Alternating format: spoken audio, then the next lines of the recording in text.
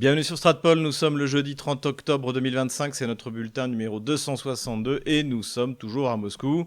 Avant de démarrer cette vidéo, n'hésitez pas à aller voir en description comment vous pouvez nous aider sur Tipeee, Patreon, Paypal, le canal Telegram payant. Pourquoi il faut le faire? C'est non seulement pour nous suivre et aussi c'est pour récupérer la carte, parce que vous êtes nombreux à me demander si je peux partager la carte qui se trouve à la fin de mes bulletins systématiquement. Et en fait, il y a un moyen. Donc, il y a un fichier que je mettrai à disposition sur Tipeee, Patreon ou le canal Telegram payant. Vous téléchargez le fichier et après vous allez sur map.army, donc soit sur le site internet et après vous pouvez charger la carte, en fait le fichier que je vous ai envoyé, soit vous pouvez même télécharger une application, c'est comme ça que moi je travaille, et là aussi vous pouvez télécharger la carte sur cette application. Voilà, donc je ferai donc une fois par semaine au moment du bulletin, j'enverrai la carte mise à jour, et puis une fois par mois, parce qu'en fait vous êtes aussi nombreux à me demander pour voir la progression de l'armée russe, est-ce qu'on pourrait avoir une carte avec la ligne de front par exemple il y a un mois par rapport à maintenant. Et donc, c'est ce que je fais en fait dans mes conférences privées. Hein. Ceux qui y assistent d'ailleurs le savent. Donc, je ferai ça également. Je mettrai ça pour nos abonnés. Et je pense qu'à la fin de l'année, je ferai un récapitulatif sur la progression de l'ensemble de l'année. Et on verra que c'est significatif. Et surtout qu'en ce moment, comme on va le voir, encore une fois, à la fin de cette vidéo, l'armée russe là accélère, est passée à la vitesse supérieure. Voilà.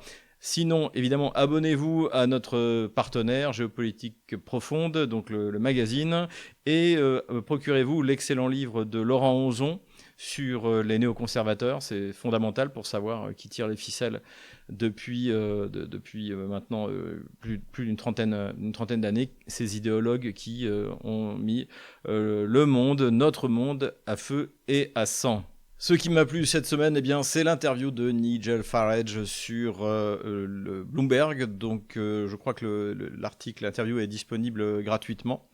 Et c'est intéressant puisque, comme on le voit sur ce tableau, le parti de Nigel Farage, le Réforme, est largement en tête. Si demain il y avait des élections en Angleterre, ce serait le candidat nationaliste qui l'emporterait. Donc ça correspond à cette poussée nationaliste dans quasiment toute l'Europe, sauf malheureusement en France où tout a été confisqué par le régime en place.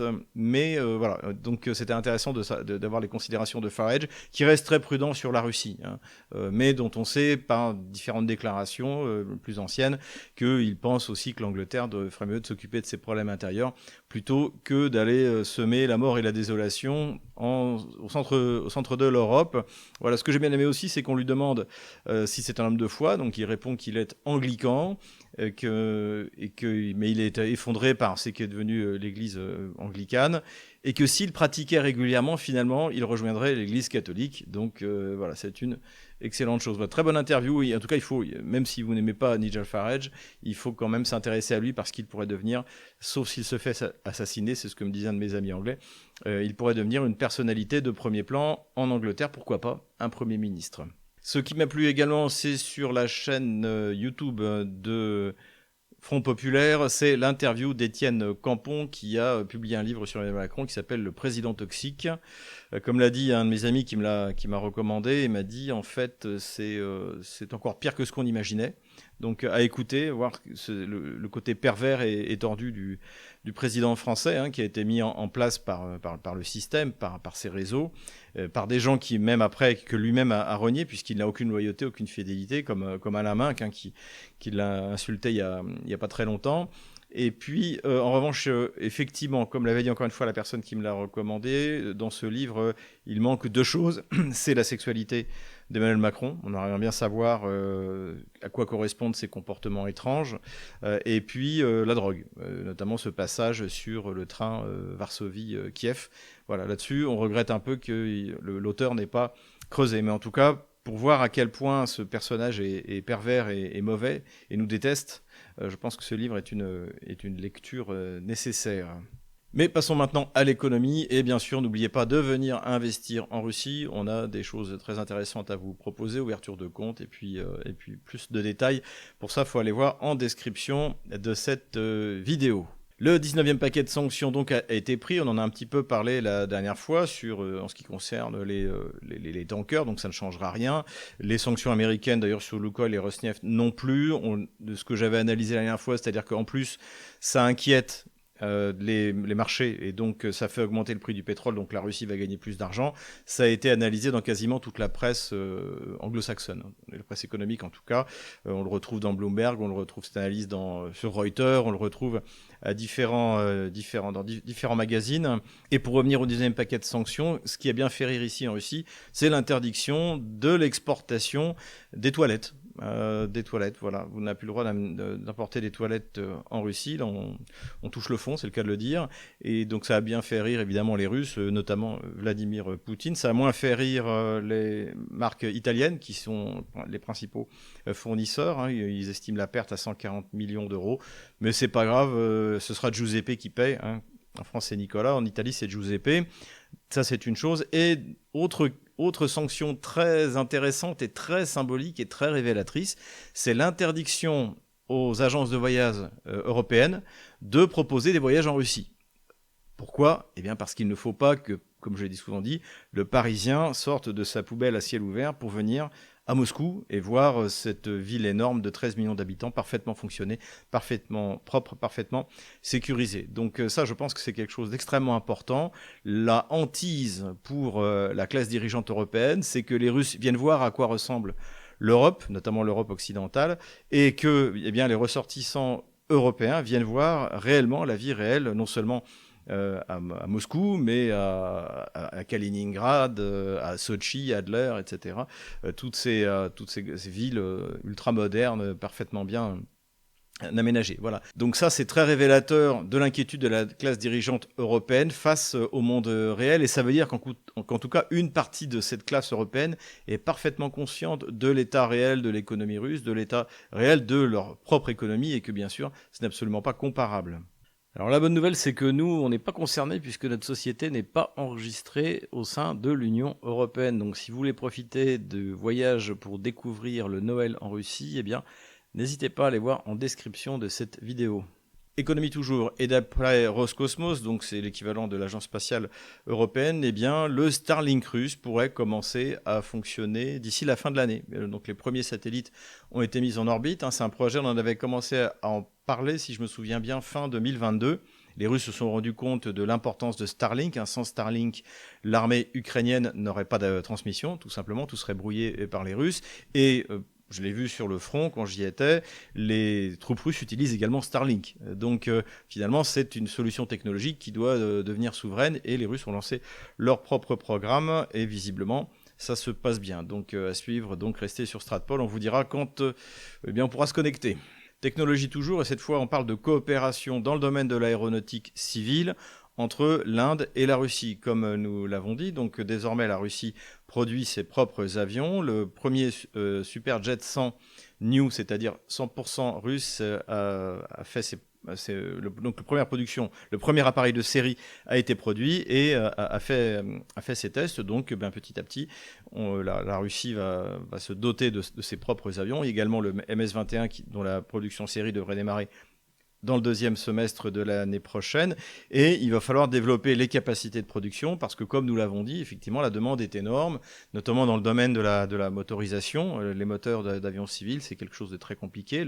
L'équivalent de l'Airbus A320 chinois a des moteurs qui sont franco-américains, donc ils ne sont pas souverains, et la Russie peut proposer un moteur alternatif. C'est un domaine dans lequel la Russie est extrêmement performante. Donc ce qui est intéressant aussi, c'est que ça montre que les menaces de Washington contre l'Inde ou de l'Union européenne contre l'Inde ne fonctionnent absolument pas. Économie encore, vous vous souvenez, c'est des spécialistes qui nous expliquaient que le front souverain russe était quasiment vide. On pense bien sûr à Alain Bauer qui reçoit ces informations directement du grand architecte, mais également les réserves de change russes, donc notamment puisque 250 milliards à peu près sont bloqués majoritairement par Euroclear, donc en Belgique, ces fameux avoirs russes que certains au sein de l'Union européenne rêveraient de pouvoir voler pour le donner à l'Ukraine et pouvoir récupérer leur part. Ça aussi, on va en parler, c'est loin d'être gagné. Mais donc, ces réserves de change, ont battu un record assez incroyable, c'est-à-dire qu'elles ont atteint 740, l'équivalent, parce qu'il n'y a plus de dollars dans les réserves de change, 742 milliards de dollars. C'est-à-dire que même si vous enlevez les 250 milliards qui ont été volés, les réserves de change russes sont très importantes. Pourquoi cette augmentation de plus de 100 milliards par rapport au début de l'opération militaire spéciale? Eh bien, c'est vraisemblablement la réévaluation de l'or. Ce qu'il faut noter, et j'en avais déjà parlé, c'est que jusqu'au début de l'opération militaire spéciale et des sanctions de l'Union européenne contre la Russie, eh bien 45%, près de 45% de ces réserves étaient en euros. Voilà. Et donc l'euro devenait petit à petit une valeur refuge, ce qui n'est plus possible aujourd'hui. Et désormais, l'essentiel donc de ces réserves, eh bien, il y a du rouble, du yuan et de l'or. Voilà, sur l'économie russe, ça c'est la bonne nouvelle. La mauvaise nouvelle, c'est que la directrice de la Banque centrale, Madame Nabiullina, continue à faire des siennes et menace de ralentir la baisse des taux d'intérêt parce qu'il y a de l'inflation. Donc ça, je ne vais pas revenir sur le discours que je tiens, mais je peux vous dire que la situation économique, à cause de Madame Nabiullina, devient vraiment préoccupante parce que les usines ferment, parce que plus personne ne peut emprunter à un taux normal. Donc ça, c'est vraiment inquiétant. Autre inquiétude qu'on voit chez les grands groupes européens, c'est la menace qui pèse de voler donc, les actifs russes. C'est en effet le décret du 30 septembre 2025, donc, qui était signé par Vladimir Poutine et qui en fait prévoit que le gouvernement russe pourra récupérer l'argent qui leur a été volé par l'Union européenne, les grandes puissances européennes qui ont vendu des obligations à la Russie. Eh bien, la Russie pourra récupérer ses obligations en nationalisant les actifs européens en Russie. Donc c'est pour ça que, évidemment, les grands groupes européens, les investisseurs européens en Russie sont très inquiets. C'est-à-dire, en fait, la solution qui serait imaginée par Bruxelles, c'est qu'on gage l'argent qu'on va prêter à l'Ukraine sur les actifs russes. Et donc, l'Ukraine ne remboursera que lorsque les Russes paieront des dommages de guerre. Donc, comme si les Russes qui sont en train de gagner la guerre allaient payer des dommages de guerre à l'Ukraine. Donc, ça veut dire qu'en fait, ce sera un moyen de faire payer Nicolas, Giuseppe et Helmut, parce qu'en plus, la Belgique, souvenez-vous-en, a dit qu'il était hors de question qu'elle prenne le risque tout seul, puisque, encore une fois, la majorité des fonds sont bloqués à Euroclear, donc, qui est basé en Belgique. Et donc, il voudrait qu'il y ait une décision au niveau européen que, quand les Russes, après la guerre, viendront réclamer leur argent, il n'y ait pas que la Belgique qui soit obligée de payer. Et donc, pour ça, il faut une décision, évidemment, à l'unanimité des membres de l'Union européenne. Et la Slovaquie a déjà dit qu'il est hors de question. La Hongrie, c'est pareil. Et je pense que la Tchéquie, maintenant, avec le nouveau gouvernement Babiš, ce sera pareil. Et donc, c'est très compliqué. Donc, cette décision, souvenez-vous, qui devait être prise jeudi dernier, donc de voler les actifs russes, et finalement n'a pas été prise. Et c'est repoussé au mois de décembre. Et on sent quand même dans la presse occidentale qui était très enthousiaste sur cette solution que finalement on l'est beaucoup moins parce que c'est remettre en cause la propriété privée et c'est remettre en cause la fiabilité de ces pays qui ont vendu des obligations à la Russie, dont la France, eh bien, d'être des emprunteurs crédibles. Voilà. Donc on va suivre ça, c'est extrêmement important. De toute manière, au mois de décembre, il va falloir régler l'affaire du financement de l'Ukraine. Il faut 60 milliards. D'après les estimations occidentales, fin mars, il n'y a plus d'argent. Donc, et ça explique, par exemple, cet article dans le Télégraphe qui dit que la guerre devrait être terminée en avril. Que ça lui fait pas plaisir, encore une fois, comme il le dit, hein, je déteste dire ça, mais la guerre sera terminée en avril, et la conclusion de l'auteur, alors encore une fois, le Télégraphe, c'est le MI6, hein, comme dit économiste, donc c'est pas du tout un organe pro-russe, mais c'est un article réaliste, et il dit que la paix qui va arriver ne va pas nous plaire du tout. Et alors moi, je sens qu'elle va me plaire, mais c'est vrai que l'Occident dégénéré va subir une défaite monstrueuse face à la Russie. Politico-stratégique maintenant, je vous recommande d'aller voir alors lui il appelle pas ça un bulletin, c'est sa chronique, la chronique de Youssef Indy sur l'Afrique comme terrain d'affrontement de l'Occident contre la Russie et la politique qui était suivie par la Russie pour y prendre pied. Donc c'est très intéressant. J'ai bien aimé qu'il fasse allusion notamment au sommet Russe-Afrique qui a été vraiment le déclencheur de l'accélération du retour de la Russie en Afrique, donc en 2019, et puisque j'avais eu le plaisir d'y assister. Voilà, c'était à Sotchi, c'était un moment très intéressant. Et puis, donc là, il y a d'autres, bien sûr, sommets Russe-Afrique qui ont lieu depuis. Voilà, je ne vais pas rentrer dans le détail, mais une vidéo très intéressante de Youssef Indy. Sur la rencontre entre Xi Jinping et Donald Trump en Corée du Sud, je vous recommande évidemment les analyses de Laurent Michelon. Donc, ce qu'il en sort, c'est qu'il y a eu un accord, en tout cas l'ébauche d'un accord commercial global. Donc, les Chinois s'engagent à racheter du soja américain. Il y aurait un accord qui serait prêt sur les terres rares, un moratoire sur les sanctions sur la construction navale. Ce qui ressort de manière globale, c'est que il est clair que Washington ne peut pas faire pression sur la Chine. D'ailleurs, il n'est même plus question d'empêcher la Chine d'acheter des hydrocarbures russes. Ce n'est plus au programme. Et on a bien vu que l'homme fort de l'affaire, encore une fois, on a affaire à deux puissances économiquement qui ont un poids énorme, sauf qu'il y en a un, c'est un poids financier, et l'autre, il fabrique des trucs. C'est la Chine. Donc, c'est un poids industriel. Et on voit bien que cette puissance industrielle donne l'avantage clairement à Xi Jinping. Regardez un peu les vidéos qui sont sorties de cette rencontre. On voit très bien un Trump un peu déstabilisé, un peu énervé, et un Xi Jinping parfaitement serein. Voilà, la voie médiane chinoise, et l'emportera toujours sur l'hystérie à l'occidentale. En principe, Donald Trump devrait venir en Chine en avril de l'année prochaine, et sa visite sera suivie par celle de Xi Jinping aux États-Unis peu de temps après. Pour ce qui est de la Russie, évidemment, c'est une très bonne affaire. C'est d'ailleurs comme ça que l'a analysé la BBC, puisque ça veut dire que finalement Donald Trump n'a aucun moyen de faire pression, comme je viens de le dire, sur la Chine pour mettre des sanctions contre la Russie. Donald Trump a également rencontré le nouveau Premier ministre japonais, Takashi Sane, donc, qui est connue comme une nationaliste japonaise. Et là aussi, ils ont signé des accords qui parlent d'un nouveau départ de la relation américano-japonaise. Donc je rappelle que le Japon, comme la Corée du Sud, sont des pays occupés militairement avec des bases américaines sur leur sol.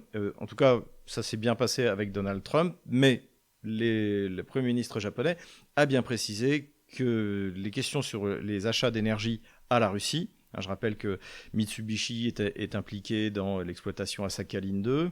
Donc tout ce qui est énergie était stratégique. Il était hors de question pour le Japon de limiter ses acquisitions d'énergie à la Russie. Donc ça, c'était une première chose. Et également, une autre information a été annoncée par le gouvernement japonais, c'est qu'il voulait signer un accord de paix avec la Russie. Pour ceux qui l'ont oublié, il n'y a pas eu d'accord de paix signé à la fin de la Seconde Guerre mondiale. Pourquoi ? Parce que Staline espérait que le Japon bascule parmi les États du bloc socialiste, et que donc, à la limite, il n'était pas opposé au fait de rendre les 4 îles, ce que les Japonais appellent les territoires du Nord, donc les 4 îles des Kuriles. Donc ça aurait été un geste de bonne volonté si le Japon devenait un pays socialiste. De la même manière que lorsque le général de Gaulle, donc en décembre 1944, est allé voir Staline pour lui demander son soutien, il voulait s'emparer de la rive gauche du Rhin pour nous mettre à l'abri définitivement d'une invasion allemande. Il ne l'a pas dit dans ses mémoires, mais on a les archives. Encore une fois, je vous renvoie aux travaux de Georges-Henri Soutou. Eh bien, donc, c'était le vieux but français de la rive gauche du Rhin. Et Staline a dit non. Pourquoi ? Parce qu'il espérait non pas avoir une Allemagne divisée, mais une Allemagne unifiée, socialiste. Et dans ce cadre-là, eh bien, il n'avait pas intention de donner la rive gauche du Rhin à la France. Donc c'est un peu le même principe. Alors en ce qui concerne le Japon, finalement, c'est pas devenu un pays socialiste, au contraire devenu un point d'appui de Washington dans le Pacifique. Et autant en 1945, le Japon aurait été prêt à signer un accord de paix, un traité de paix, en abandonnant la totalité des Kuriles, mais quand finalement les soviétiques ont dit ok, vous ne serez pas membre du bloc socialiste, donc on est prêt à signer un traité de paix, c'est à ce moment-là que les Japonais ont réclamé les territoires du Nord, donc ces fameuses 4 îles Kuriles. Et donc est-ce que le Premier ministre japonais actuel est prêt à renoncer à ces îles ? C'est une question. La Russie avait proposé une coexploitation des richesses potentielles de ces îles. Voilà.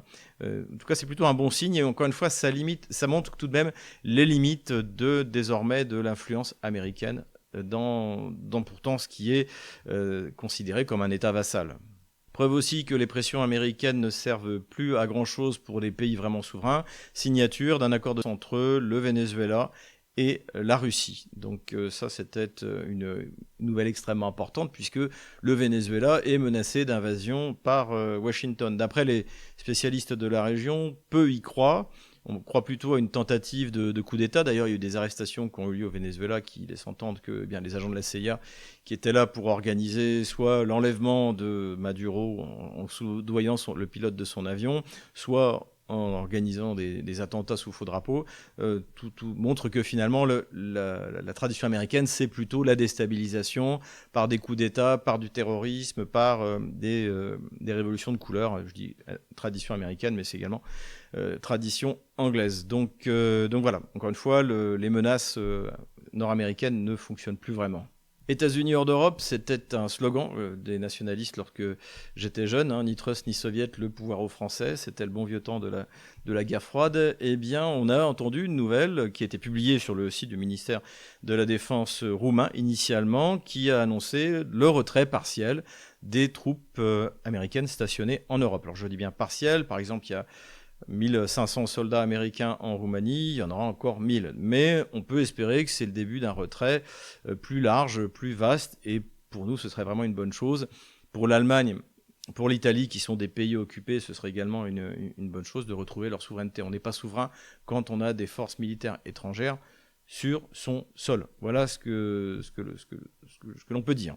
Politico-diplomatique, enfin, j'ai parlé de Nigel Farage, de la progression de son parti en Angleterre, donc progression du nationalisme en Angleterre, progression du nationalisme en Allemagne, l'Alternative für Deutschland, d'après les derniers sondages, et on voit comme ça a changé sur ce tableau, sur ces cartes, entre février et maintenant, eh bien, c'est que non seulement l'AfD domine en Allemagne de l'Est, ça c'était traditionnel, mais désormais il commence à s'implanter en Allemagne de l'Ouest. Et ça, c'est extrêmement important. D'ailleurs, ce qui fait que désormais, la CDU-CSU, donc on va dire le centre droit allemand, eh bien, jusqu'à présent était hostile à l'AfD, mais ils sont de plus en plus nombreux à vouloir faire des alliances. Je rappelle qu'en Allemagne, il y a des élections au niveau des Länder, donc des espèces de régions, et que donc ça pourrait faire des dégâts pour la CDU s'il n'y a pas CSU, s'il n'y a pas d'alliance avec l'Alternative für Deutschland. Donc là aussi, en Allemagne, le nationalisme progresse, et par conséquent, le mouvement anti-guerre. Et on va bientôt se retrouver en Europe le seul pays avec uniquement des partis socialistes, donc de différentes nuances de gauche, comme je décris dans mon bouquin, le livre noir de la gauche française, et à ne pas avoir de parti de la paix. À ne pas avoir de parti de la paix qui veulent tous continuer la guerre perdue d'avance contre la Russie en Europe. C'est bien triste. Armement maintenant, et vous vous souvenez, il y a quelques semaines, on nous avait vendu le fait que, ça y est, l'Ukraine était capable de produire son propre missile de croisière, bon marché, ce qui finalement ferait l'affaire à la place des Tomahawk que l'Ukraine ne verra jamais arriver. Donc on l'avait expliqué à l'époque, c'est un système qui vraisemblablement est une copie d'un missile anglo-émirati, et finalement, plusieurs articles étaient sortis dans la presse spécialisée qui expliquaient que c'était fort peu probable que l'Ukraine soit capable de produire cet engin. Ça a été finalement reconnu lors d'une interview par Volodymyr Zelensky qui a expliqué qu'il y a eu des retards. Il y a des retards technologiques et des retards dans le financement. Et ce qui est en train de ressortir dans la presse, c'est que finalement c'est une autre manière de Zelensky d'avoir piqué dans la caisse, notamment la société Five Points qui est censée le produire, était liée à Zelensky et a priori dans sa vie antérieure dans le monde du spectacle. À vérifier, j'ai pas pu vérifier cette information. S'il y en a qui ont des détails, ça m'intéresse. En tout cas, ce qui est clair, c'est que le Flamingo, on n'est pas prêt de le voir frapper massivement dans la profondeur du territoire russe, sauf si ce sont, et c'est ce que je pense, des missiles qui sont fabriqués en Angleterre et qui sont livrés au régime de Kiev. Mais je ne crois plus du tout en la capacité du régime de Kiev de fabriquer un matériel un tant soit peu complexe. Encore une fois, le Flamingo, c'est pas non plus quelque chose d'extraordinaire. C'est un missile subsonique qui sera relativement facile à intercepter, même si certains peuvent passer. Encore une fois, on ne peut pas garantir à 100%. D'ailleurs, sur les frappes dans la profondeur, Sergei Shoigu a annoncé que le système de défense antiaérienne russe arrêtait 99% des attaques ukrainienne. Mais que le problème, c'est qu'il y en avait 1% qui passait. Effectivement, quand il y en a 1% qui passe et qui frappe sur une installation énergétique, sur une raffinerie, ça fait des dégâts.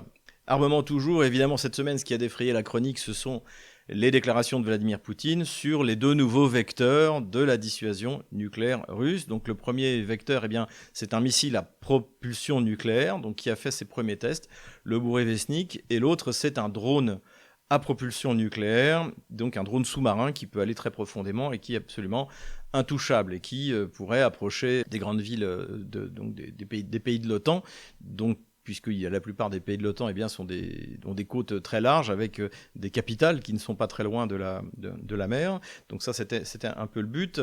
Pour remettre ça dans le contexte, ce qu'il faut voir, c'est que ces nouveaux vecteurs, en fait, sont la conséquence de la sortie en 2002, c'était, je crois, de George Bush Jr. du traité sur les missiles antimissiles. Donc, au moment de la guerre froide, pour éviter la course aux armements, pour que l'équilibre de la terreur soit respecté, la destruction mutuelle assurée, l'URSS et les États-Unis, qui étaient les 2 grandes puissances nucléaires de l'époque, et qui le sont encore d'ailleurs, s'étaient engagés à ne pas fabriquer de système antimissiles. Ce qui fait que comme ça, il y avait l'équilibre stratégique, l'équilibre de la terreur, et on s'en tenait là. Dans les années 80, il y a eu en 1983 l'initiative de défense stratégique de Ronald Reagan qui a prétendu pouvoir créer un dôme, un bouclier avec des systèmes spatiaux, etc., etc. Ce qui a provoqué finalement une course technologique avec l'URSS, et l'URSS s'est aperçu de nombreux retards, notamment dans le domaine de l'informatique. Le plus habile, c'est que finalement on s'est aperçu que ce projet d'initiative de défense stratégique n'était jamais sorti des cartons, que c'était du bluff, et là les soviétiques se sont fait avoir. Gorbatchev était loin d'être une lumière. Et en 2002, George Bush Jr. a voulu remettre cette idée sur la table, sauf que cette fois, il était vraiment décidé à créer ce système. Donc, avec les systèmes Aegis, avec différentes structures, des systèmes de radars, qui étaient un moyen, évidemment, de braquer des radars et des missiles sur la Russie. Alors, initialement, comme c'était en 2002, la Russie et les États-Unis n'étaient pas en conflit. Donc, c'était censé arrêter les missiles iraniens qui pourraient atteindre les États-Unis en survolant l'Europe. Donc, c'était du grand n'importe quoi. Ou les missiles nord-coréens. Donc c'était surtout un moyen de militariser l'espace européen en mettant des batteries de radar en Pologne ou ailleurs. Le problème, c'est que la réponse russe de l'époque, donc de Vladimir Poutine, qui était déjà président, ça a été de dire nous on a compris que ces histoires de dômes de fer, comme disent les Israéliens, qui s'avaient avéré être un dôme de carton, on n'y croit pas, ça coûte trop cher à développer et ça ne peut pas garantir une imperméabilité totale. Si vous arrivez encore une fois à arrêter 70% des missiles nucléaires, mais qu'il y en a 30% qui passent avec des ogives qui font 1000 fois Hiroshima, ça sert à rien. Donc les Russes ont dit, puisque c'est comme ça, puisque vous sortez de ce traité, on va développer des vecteurs qu'avec vos systèmes de lutte anti-aérien, vous ne pourrez pas arrêter. Donc ça, c'était la réponse officielle de la Russie. Tout le monde a pris ça pour du bluff. Le problème, c'est que Poutine ne bluffe jamais. Et qu'en 2018, il a annoncé que la Russie était désormais capable, à court et moyen terme, de maîtriser ces technologies, que la Russie serait le seul pays à maîtriser. Donc ça a été notamment l'hypersonique, notamment les missiles de croisière hypersoniques que la Russie est le seul à maîtriser, le fameux Kinjal, et puis le missile mer-sol ou sol-sol Tsirkon, qu'on a vu également. Donc les 2 missiles ont été utilisés en Ukraine, donc effectivement ça marche bien, c'est produit en série, et les autres systèmes qui étaient annoncés, c'était le Bourevestnik, donc missile de dissuasion nucléaire avec une propulsion nucléaire, donc qui peut voler éternellement. Voilà, c'est-à-dire que c'est quelque chose qui peut faire le tour de la Terre plein de fois, et puis tout d'un coup, l'ordre peut être donné au missile d'aller frapper la capitale ou un site ennemi avec son ogive nucléaire. Donc c'est un système, comme c'est un système à propulsion nucléaire, c'est un système qui n'est fait que pour transporter une ogive nucléaire, voilà, donc qui sera utilisé que dans ce cadre-là, et également donc pour contrer ces systèmes antimissiles, donc le Poséidon. Si vous vous souvenez à l'époque, je crois que d'ailleurs j'en ai parlé dans mon livre Ukraine. Pourquoi la Russie a gagné, vous aviez les spécialistes comme Pierre Servan qui d'ailleurs ne comprenaient pas vraiment la différence entre un missile de croisière à propulsion nucléaire et un missile balistique nucléaire. Bon, faut pas trop lui en demander. Tout le monde rigolait grassement en disant que les Russes étaient incapables de faire ça, jusqu'à ce qu'on voit arriver l'hypersonique, jusqu'à ce qu'on voit arriver le Rechnik, et finalement, ça fonctionne. Et a priori, donc le test qui a été fait sur le Bourevestnik a vraiment été réalisé, puisque il n'a pas été nié par la partie américaine qui observe sur tout le territoire russe tout ce qui vole, tout ce qui est expérimenté. Voilà. Donc c'est une véritable percée technologique qui, à mon avis, va aller très loin dans la capacité de propulsion par la motorisation nucléaire. Donc c'est quand même extraordinaire. On peut même imaginer, si on trouve le moyen de régler le problème de la radioactivité, ce que n'avaient pas pu régler les soviétiques et les américains qui avaient testé ces systèmes-là pendant la guerre froide, eh bien, un avion spatial qui pourrait être propulsé par un réacteur nucléaire. Pourquoi pas. En tout cas, ce qui est clair, c'est que ce qui était dit d'ailleurs à cette occasion, c'est que dans le cadre du programme lunaire sino-russe, eh bien, le nucléaire serait l'énergie qui serait utilisée pour alimenter les véhicules, pour alimenter la base lunaire qui devrait un jour ou l'autre apparaître, si on en croit les déclarations de la Russie et de la Chine. Donc voilà, la Russie montre sa supériorité technologique, montre une fois de plus que Vladimir Poutine ne bluffe jamais et que dans ce cas-là, il vaut mieux l'écouter. C'est ce qu'il avait dit en mars 2018. Vous ne vouliez pas écouter, maintenant vous allez écouter. D'ailleurs, pour la petite histoire, j'ai fait mon meilleur score sur YouTube avec une vidéo que j'avais fait 2 ans après pour faire le bilan de la progression de ces armes. Et j'avais fait plus d'1 million de vues. C'était à l'époque où j'avais ma chaîne YouTube, que je n'ai toujours pas récupérée. Mais je n'ai pas encore reçu de réponse négative, on verra bien.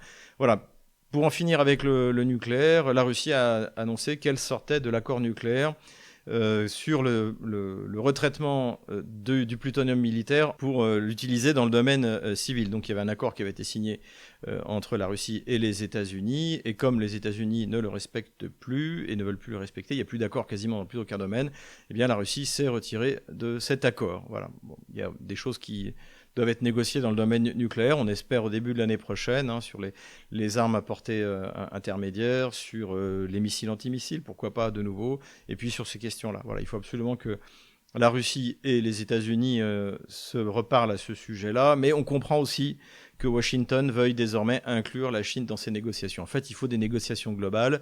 C'était un des projets de Vladimir Poutine qui voulait qu'on refasse un traité de non-prolifération en faisant le point avec ceux qui ont l'arme nucléaire officiellement, ceux qui l'ont sans le déclarer officiellement, ceux qui ne sont pas signataires des accords sur la non-prolifération, etc. Tout cela est extrêmement dispersé. Il faut remettre les choses à table et pourquoi pas, si la paix arrive en 2026, eh bien, c'est quelque chose qui pourrait faire partie d'un grand accord international dans le cadre de l'ONU en 2026. Empire du mensonge maintenant, et tout de suite le moment bunker. On a un double moment bunker cette semaine, c'est de nouveau Jean-Noël Barrot, écoutez-le.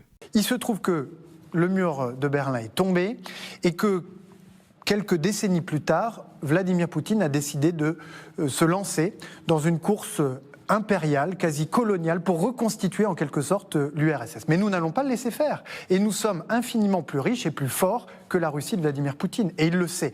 Donc Jean-Noël Barrot est le ministre des Affaires étrangères d'un pays au bord de la banqueroute, qui est en train de se faire dégrader par toutes les agences de notation, il n'y a plus rien dans les caisses, où tous les partis rivalisent de mesures les plus communistes possibles. Mais Jean-Noël Barrot explique qu'il est beaucoup plus riche que la Russie. Je vous renvoie à la première partie de cette vidéo. Donc ça, il est vraiment encore une fois dans son bunker. C'est d'ailleurs les quelques retours que j'ai de quelques contacts que j'ai au Quai d'Orsay. En fait, il y croit vraiment.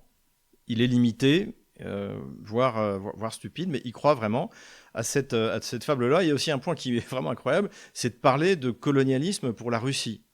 Donc pour vous rappeler ce qui se passe en Ukraine, l'Ukraine est un pays russophone, majoritairement russophone, en 2014, et il y a un coup d'État qui est organisé par l'étranger pour mettre un gouvernement colonial qui va interdire à la majorité de la population qui s'exprime en russe de parler la langue de ses parents, de parler la langue d'une des plus grandes littératures européennes, une langue scientifique, pour imposer un dialecte qui n'est même pas stabilisé et qui jusque-là était parlé essentiellement dans l'ouest de l'Ukraine et encore.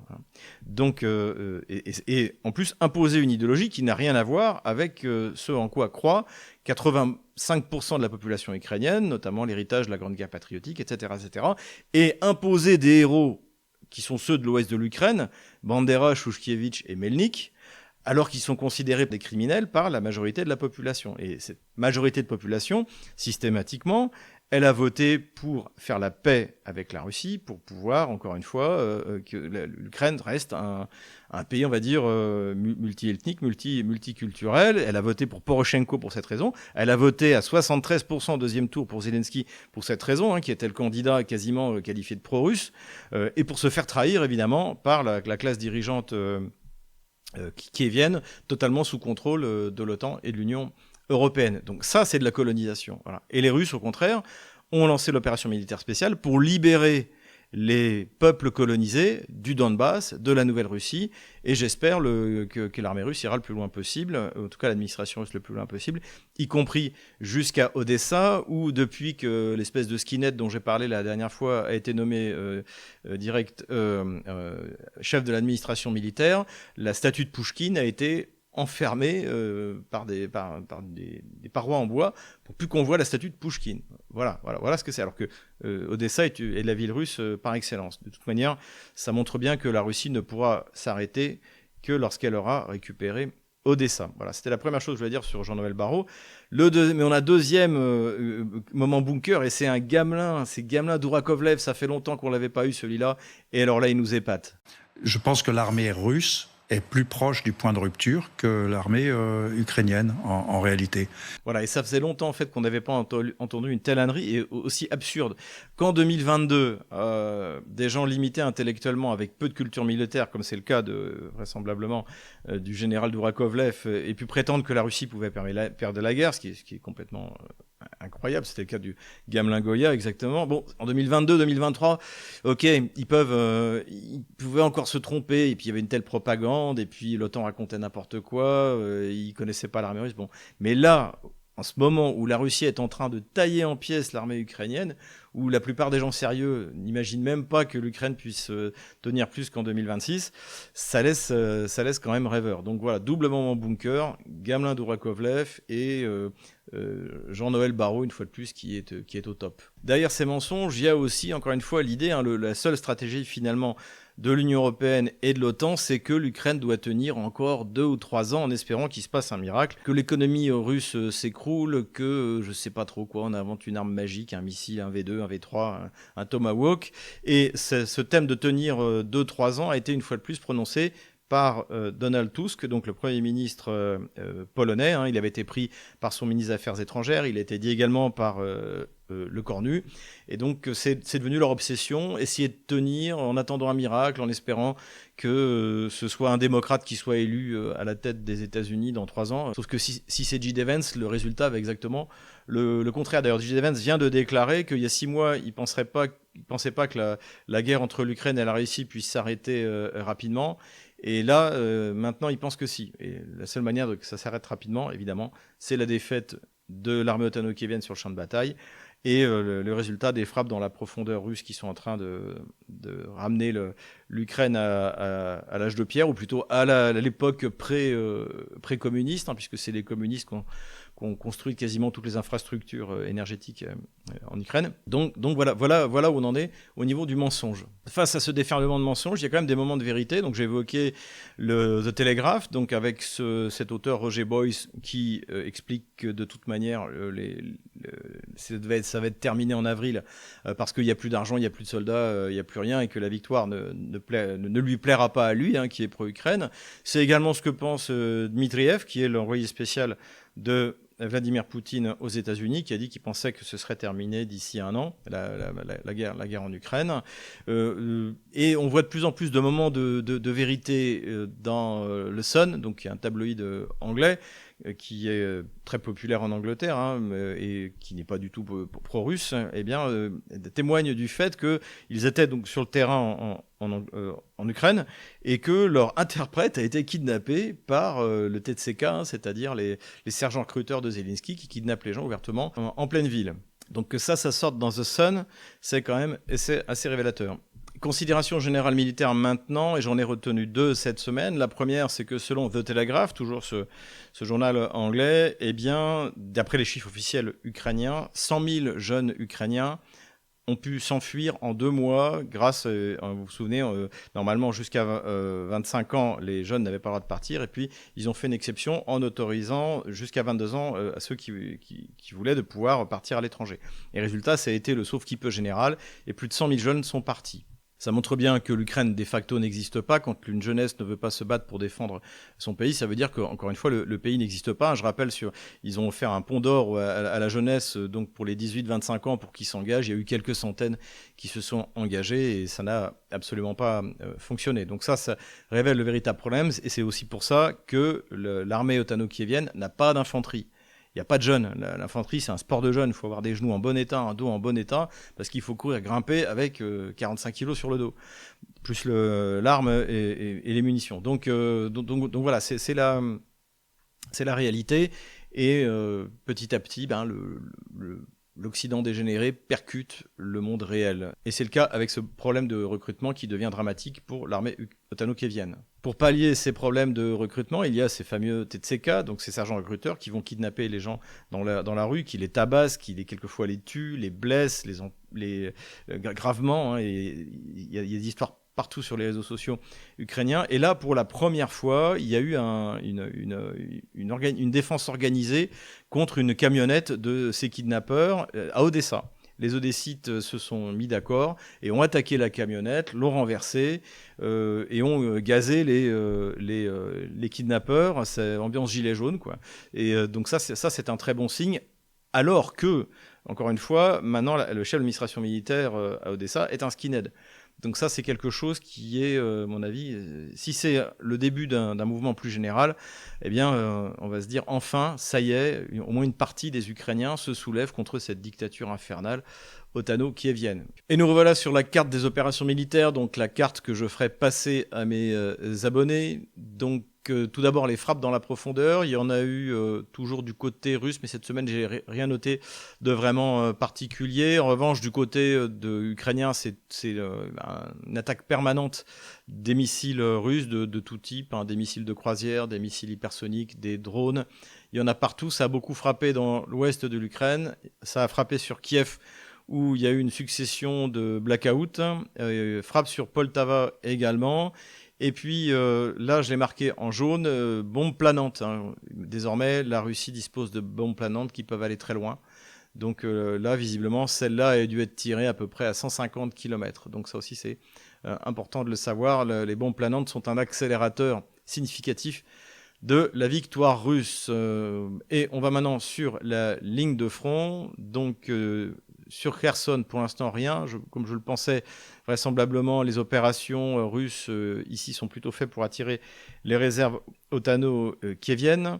On remonte plus à l'est. Donc là, les Russes ont repris leur progression et petit à petit s'emparent de Snepnogorsk à cet endroit-là et progressent le long de la rive du Dniepr en direction de Zaporozhye. Le front n'a pas trop bougé autour de Rekhovo. En revanche, comme d'habitude, c'est dans la direction donc, de Zaporozhye, d'est en ouest, à la fois sur la région de Dniepopetrovsk et sur la région de Zaporozhye, que ça avance bien.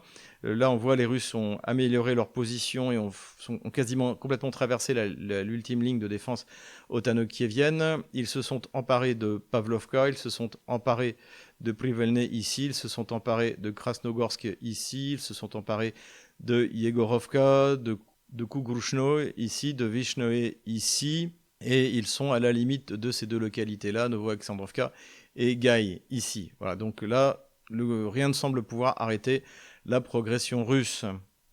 Plus au nord, maintenant, les Russes ont consolidé leur présence sur Ivanovka et on continue à avancer désormais à l'intérieur de Novopavlovka, première grosse localité de la région de Dniepopetrovsk dont les Russes pourraient s'emparer. Du côté de Pakrovsk, évidemment, là, c'est magistral. Donc Vladimir Poutine a annoncé qu'ici, il y avait 5500 otano-kieviens qui étaient coincés, donc un chaudron magnifique. Donc Rodinskoye a été complètement capturé.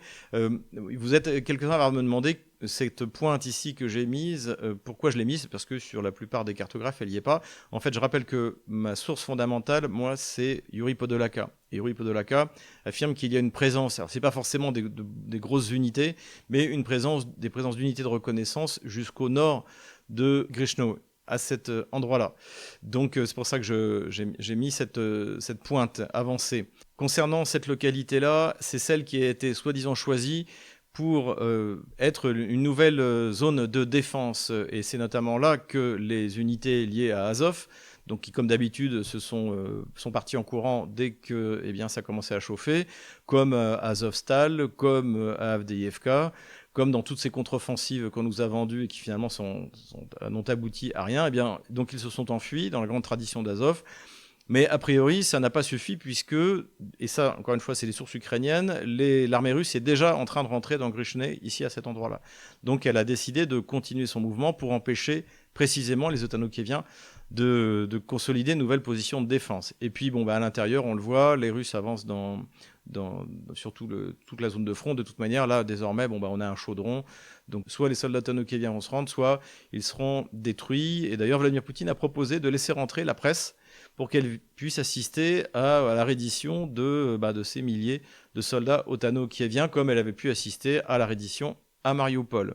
Voilà. Sinon, la Russie consolide également ses positions au nord d'Oudachnoe, ici, et a pénétré cette localité-là, à cet endroit-là.